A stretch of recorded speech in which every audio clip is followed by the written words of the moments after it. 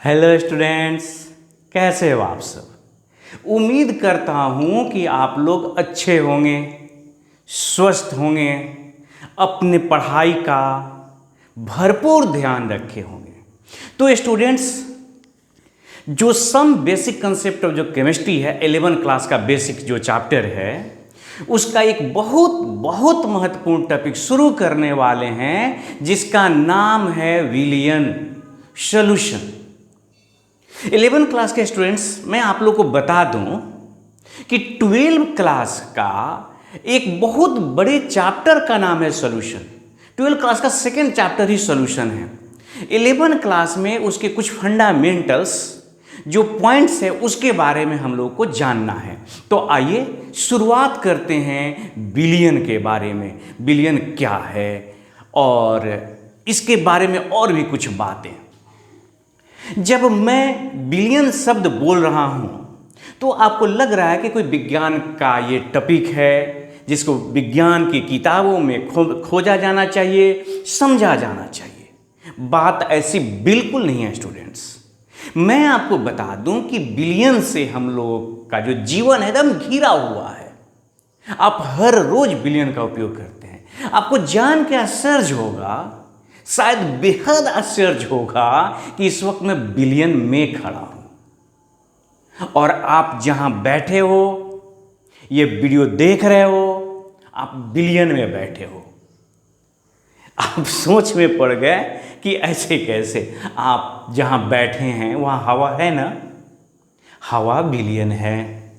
मैं जहां खड़ा हूं हवा है ना, हवा बिलियन है। आपके दिमाग में चीनी पानी मिला दें और बिलियन है, बात उतनी ही तक सीमित नहीं है।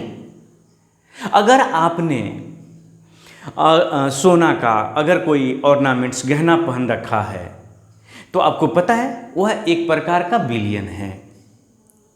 अगर आपके पास पीतल का कोई बर्तन है वह एक प्रकार का बिलियन है। हमारे जीवन में अनेक अनेक चीजें बिलियन के रूप में मौजूद हैं। तो बेसिक सवाल यह है, what is villain, what is solution. तो आइए स्टूडेंट्स, हम बताने जा रहे हैं आपको सॉल्यूशन क्या है।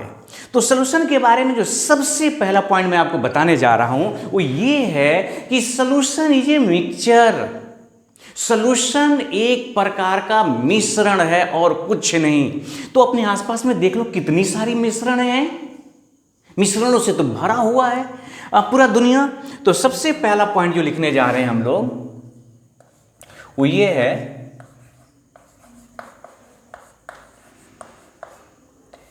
बिलियन एक प्रकार का क्या स्टूडेंट्स, तो मिश्रण है। मिश्रण जिसको अंग्रेजी में मिक्सचर कहते हैं, ये मिक्सचर है। अब आपको जानना होगा कि जो मिक्सचर होते हैं स्टूडेंट्स,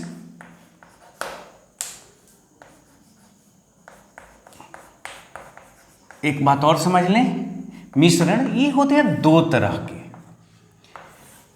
कितने प्रकार के हो गए मिश्रण? दो प्रकार के। समझिए और आराम से रिलैक्स होके समझिए, आपको बहुत ही मजा आने वाला है। बहुत इंटरेस्टिंग टॉपिक है। कौन कौन? तो एक का नाम है होमोजेनियस मिक्सचर, होमोजेनियस मिक्सचर,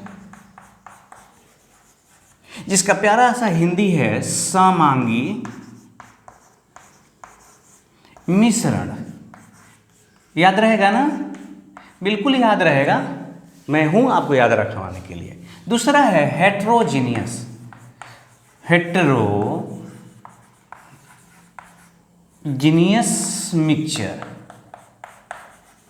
इसका भी खूबसूरत सा हिंदी है विषमांगी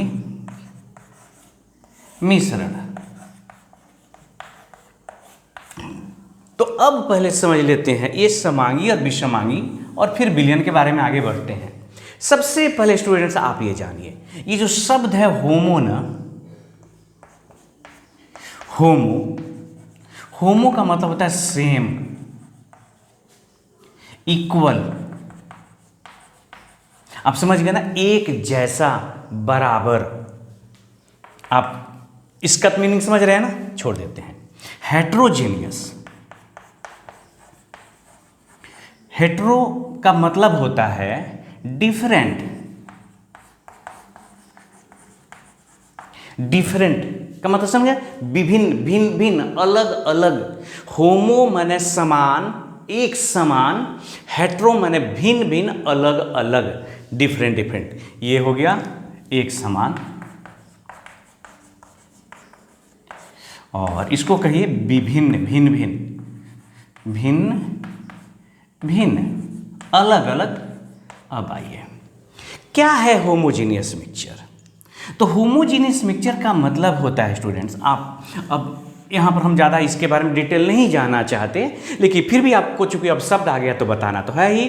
होमोजीनियस मिक्सचर का मतलब है कि आपने क्या किया स्टूडेंट्स, ये आपने एक पात्र लिया और इसमें आपने चीनी पानी घोल दिया, चीनी पानी घोल करके, और आपने यहाँ से एक गिलास ये विलयन निकाला और पिया, पी के देखा मीठा लगा। इस बार क्या किया आपने, बिल्कुल बीच में जाकर अंदर में गिलास डुबाया, वहाँ से निकाला, तो क्या ज़्यादा मीठा लगा? आप बताइए हाँ या ना।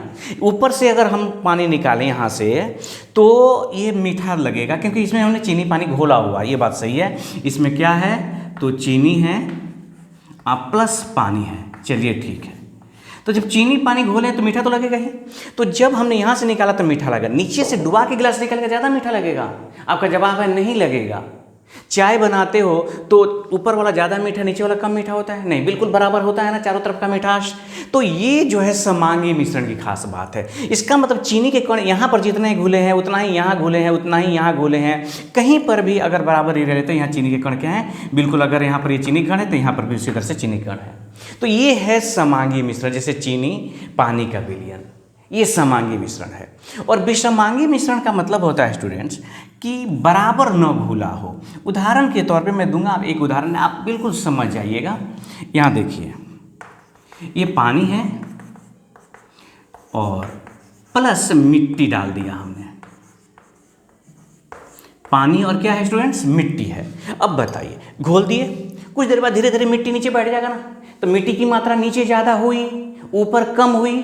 इसका मतलब ये हुआ विषमांगी, जिसमें बराबर मात्रा में जो पदार्थ है वो नहीं घुले होते हैं। अब ये बात बीच में कहाँ से आ गई, हम कह रहे थे चलिए मिश्रण है, तो अब जान लिये मिश्रण कितने तरह के, दो समांगी जिसमें बिल्कुल बराबर मिल जाए, जैसे नमक पानी, चीनी पानी, जैसे हवा, और हेट्रोजीनियस जैसे मिट्टी पानी, बालू पानी इत्यादि, जो बिल्कुल बराबर न मिला हो। तो आपको जानना होगा कि विलयन जब एक प्रकार का मिश्रण है तो इसमें से कौन सा मिश्रण है, ये तो जानना जरूरी है ना। तो जाने, विलयन समांगी मिश्रण होता है। तो मैं नेक्स्ट पॉइंट आपके लिए लिखना चाहूंगा, खूबसूरत सा पॉइंट है, विलयन समांगी मिश्रण होता है। कन्फर्म हो क्या, विलयन कैसा मिश्रण होता है, तो समांगी मिश्रण होता है। अब देखिए, चूंकि हम लोग बेसिक बात कर रहे हैं, ये सॉल्यूशन के फंडामेंटल की बात कर रहे हैं, तो स्टूडेंट्स याद रखिए कि विलयन में दो घटक कम से कम होने चाहिए, विलायक और विलेय। विलायक और विलेय को जब मिलाते हैं तो विलयन बनता है। तो आप लिखेंगे, जब विलायक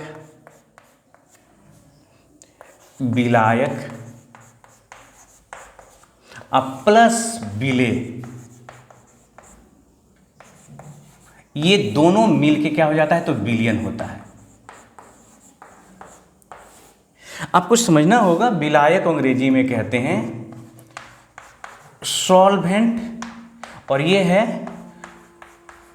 सॉल्यूट है, और ये तो सॉल्यूशन है ही। तो आप कहेंगे कि सॉल्वेंट प्लस सॉल्यूट बराबर क्या हो गया, सॉल्यूशन हो गया। अब आइए, हमको समझना है कि विलायक क्या है। तो आपको विलायक के बारे में समझाने के लिए मेरे पास दो बातें हैं यहाँ पर, उदाहरण के तौर पे। यहाँ देखिए, ये है आपके पास 5 लीटर पानी,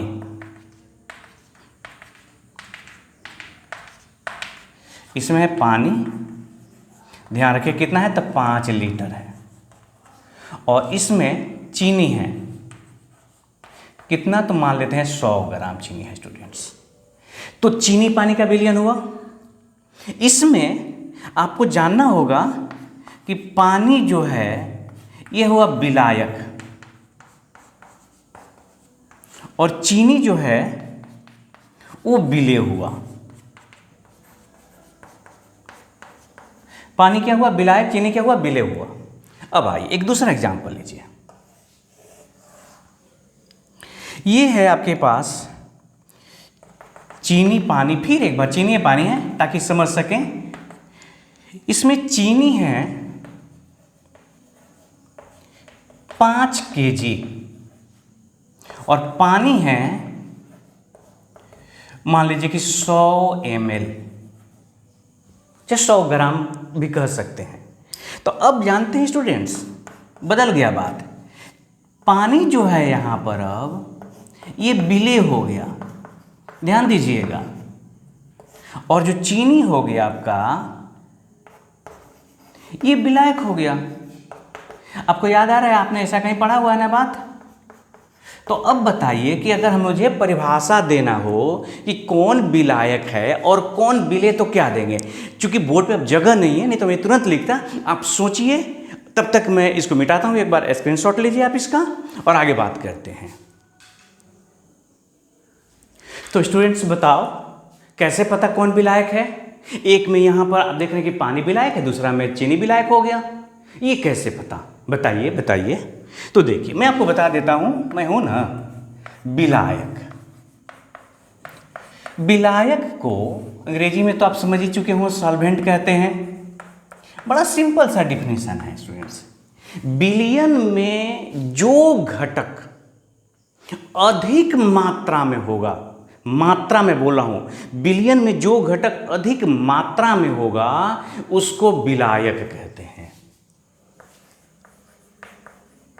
विलयन में जो घटक, घटक अंग्रेजी में कंपोनेंट कहते हैं या कंस्टिट्यूएंट कहते हैं। कंपोनेंट या कंस्टिट्यूएंट, जो घटक अधिक मात्रा में होता है।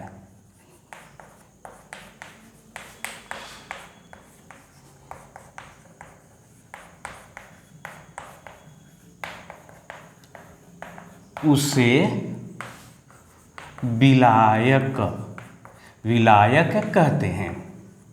अब यहां पर एक बात मैं आपको और क्लियर कर दूं स्टूडेंट्स। विलायक का मतलब ये मत समझिए कि पानी ही विलायक होगा। विलायक ठोस, द्रव और गैस कुछ भी विलायक हो सकता है। ठोस, द्रव या गैस कुछ भी विलायक हो सकता है।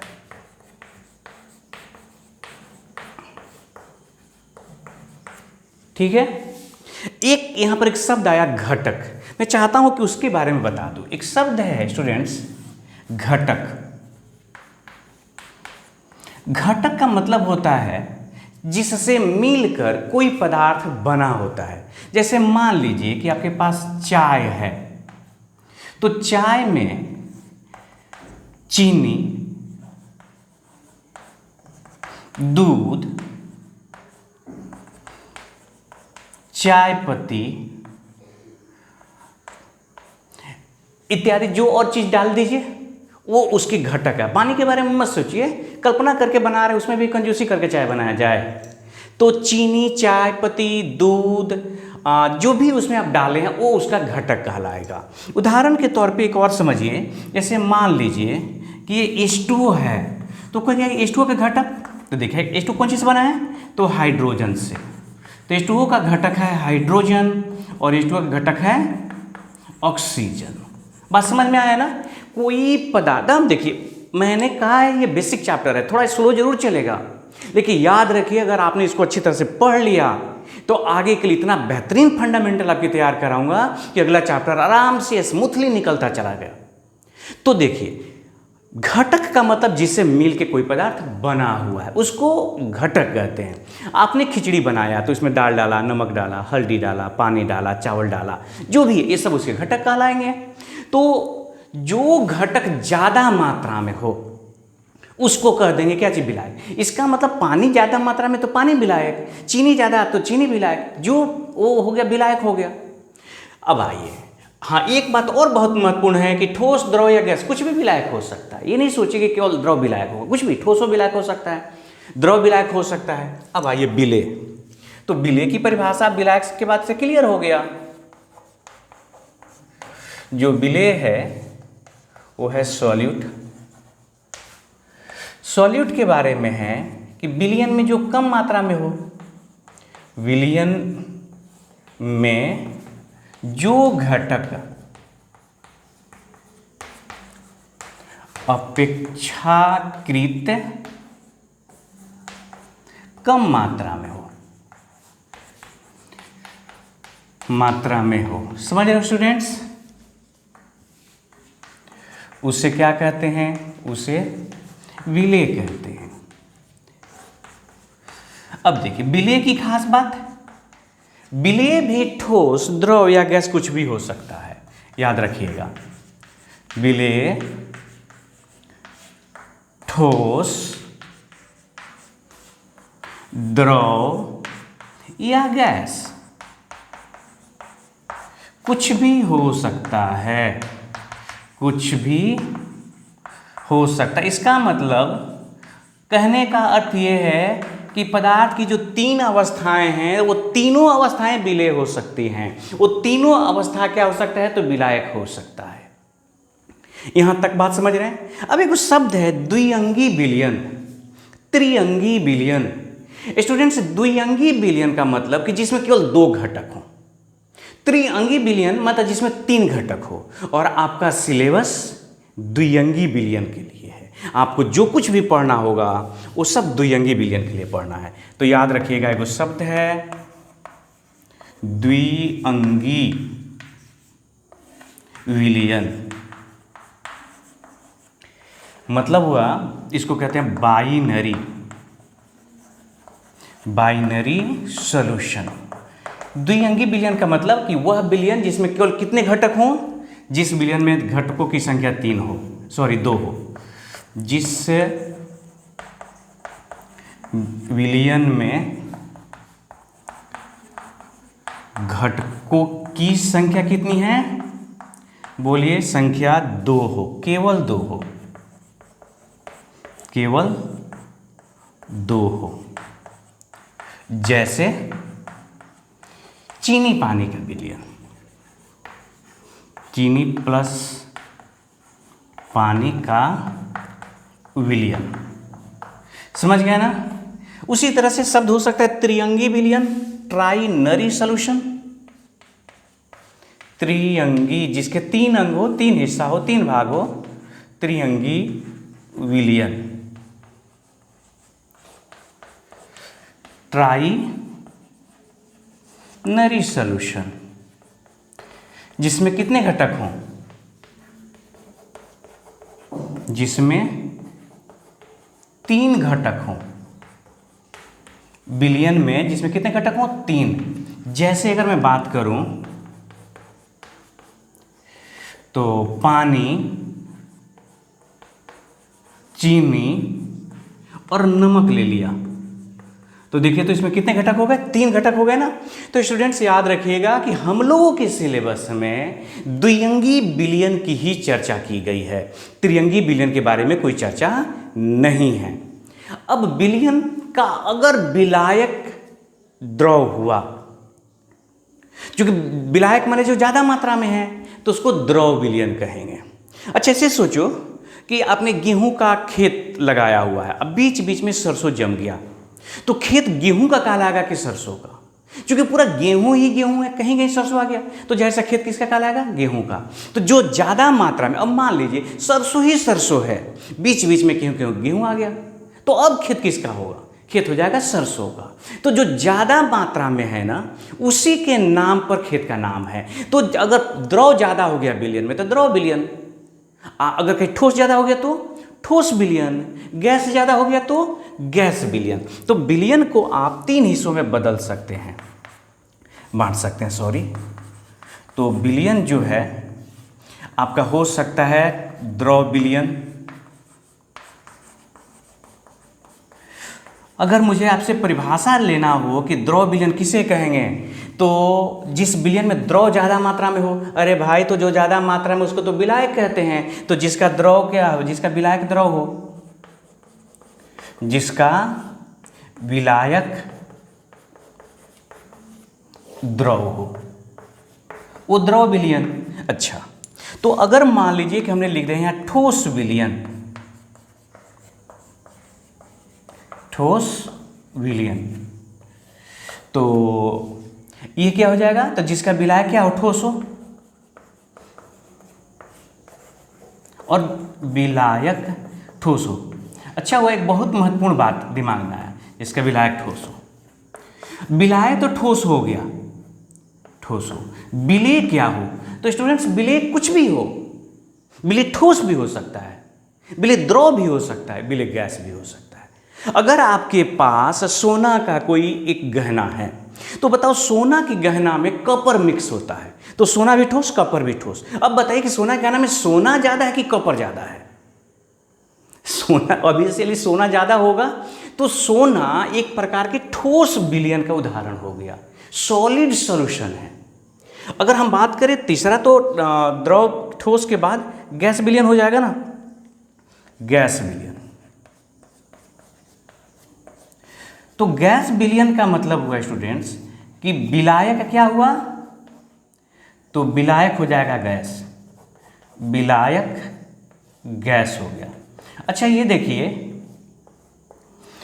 यहाँ पर जो विलयन मौजूद है, हालांकि यहाँ पर तो बाइनरी सॉल्यूशन नहीं मौजूद है, बहुत सारी चीज़ें हैं। लेकिन अगर मान लीजिए कि नाइट्रोजन ज़्यादा मात्रा में है और ऑक्सीजन कम मात्रा में है, तो विलायक नाइट्रोजन हुआ, ऑक्सीजन क्या हुआ, विलेय हो गया।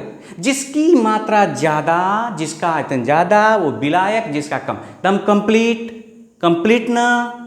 जहाँ दिक्कत हो एक बार जरूर मैसेज कर देना है, जरूर आप कमेंट बॉक्स में जाएंगे और लिखेंगे कि आपको यहाँ समस्या हुई। मैं बिल्कुल ही प्रतिबद्ध हूँ, कटिबद्ध हूँ यह करने के लिए कि आपको कहीं पर किसी तरह की कोई दिक्कत न हो, इस 11 क्लास से लेकर के 12 क्लास तक ये पूरी जिम्मेदारी है। तो आप पहले नोट करिए और थोड़ी सी और बात करेंगे इस वीडियो में। आइए स्टूडेंट्स, विलयन के बारे में बहुत महत्वपूर्ण बात, इस पे न्यूमेरिकल सवाल बनते हैं और 12 क्लास में तो बहुत महत्वपूर्ण है। थोड़ी सी समझते हैं विलयन की सांद्रता, कॉन्सेंट्रेशन ऑफ सॉल्यूशन। तो हमारे पास जो समझाने का तरीका है आपके लिए वो ये है। देखिए इधर सांद्रता क्या है, हमने 3 गो ग्लास लिया, ये मेरा बड़ा पुराना तरीका है विलयन को समझाने, सांद्रता को समझाने का। इस ग्लास में हमने क्या किया, पानी भर दिया, बराबर, ध्यान रखेंगे कि पानी जो है बराबर भर दिया हमने। ये पानी है। अब क्या किया हमने, इसमें 1 चम्मच चीनी डाला, यह है चीनी। इसमें पानी था, इसमें हमने 2 चम्मच चीनी डाला, ये 2 चम्मच चीनी का चिन्ह हो गया। और इसमें हमने चीनी डाल दिया 3 चम्मच, ये चीनी हो गया स्टूडेंट्स। अब अगर मैं आपसे कहूं कि तीनों ग्लास टेस्ट करके बताइए क्या तीनों में मिठास बराबर है, जवाब देंगे कि अरे इतने थोड़ी ना हम लोग नादान हैं। तीसरा ग्लास बराबर पानी है, तो चूंकि इसमें चीनी की मात्रा ज़्यादा है इसलिए ज़्यादा मीठा होगा। आप जिसको ज़्यादा मीठा कहते हैं ना स्टूडेंट्स, उसी को विज्ञान कहता है कि ज़्यादा सांद्र है। हम लोग अपने बोलचाल की भाषा में कहते हैं कि ज़्यादा गाढ़ा है, तो जिसको गाढ़ा कहते हैं उसको सांद्र कहा जाता है। गाढ़ा माने सांद्र, सांद्र माने गाढ़ा, जिसको अंग्रेजी में कॉन्क बोलेंगे, कॉन्सेंट्रेटेड बोलेंगे। तो सबसे अधिक मीठा ये होगा, ये तो कंफर्म हो गया। सबसे अधिक मीठा और सबसे कम मीठा, इस तीनों में सबसे कम मीठा। कुछ मीठा खाना पसंद करेंगे आप लोग? बोलिए। तो अधिक मीठा, इसका मतलब सबसे अधिक सांद्र। क्यों भाई, कुछ तो बोलिए। सबसे अधिक सांद्र, और ये हो जाएगा सबसे कम सांद्र। सबसे कम सांद्र। अगर हम लोग बीच वाले की बात करें तो कहेंगे कि पहले से तो ज़्यादा सांद्र है, लेकिन तीसरे गिलास से क्या है, कम सांद्र है। तो सांद्रता माने गाढ़ापन, जिसमें जितना ज़्यादा, इसमें अगर एक और गिलास ले लें, उसमें 4 चम्मच चीनी डाल दें तो इससे भी ज़्यादा सांद्र हो गया। आप समझ गए। जितना ज़्यादा कोई सांद्र, जिसको हम लोग कहते हैं गाढ़ा घोल, गाढ़ा और पतला तो समझ रहे हो ना।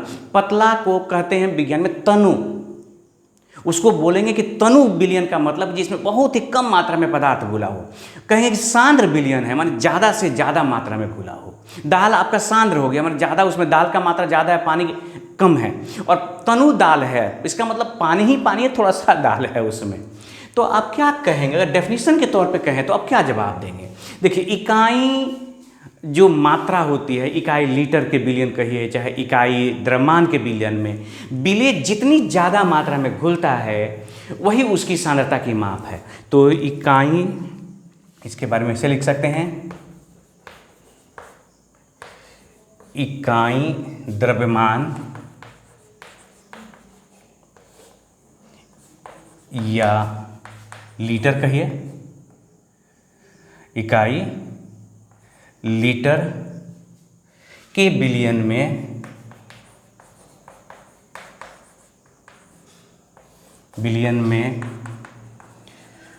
घुले हुए